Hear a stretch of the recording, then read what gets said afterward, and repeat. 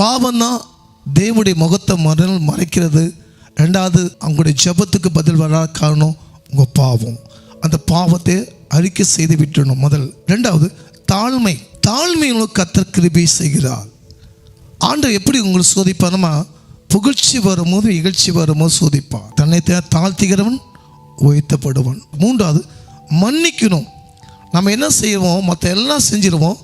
இன்றைக்கி ஏன் அநேகருக்கு ஆசீர்வாதம் கிடைக்காத காரணமே ஒருத்தர் மன்னியாதனால தான் ஆசீர்வாதம் பெற்றுக்கொள்ள முடியல. உண்மையாக தான். நம்ம என்ன செய்வோம்னா, ஒருத்தர் தயவாக மன்னிக்க மாட்டோம். இது மன்னியாதனால தான் தேவ ஆசீர்வாதம் நம்ம பெற்றுக்கொள்ள முடியல. உன்னை பிறரை என்ன பண்ணுவேன், நேசிப்பாயாக வேதம் சொல்கிறது. மற்றவங்களை மன்னிச்சாதான் நம்மளை ஆசீர்வாதம் பெற முடியும்.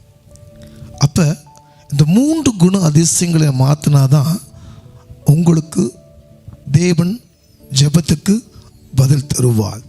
முதல், பாவங்களை அகற்றப்பட வேண்டும். ரெண்டாவது, தாழ்மையுள்ள இருக்கணும்.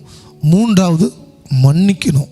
அப்போ தான் கர்த்தர் உங்கள் ஜெபத்துக்கு பதில் கொடுக்கிறார்.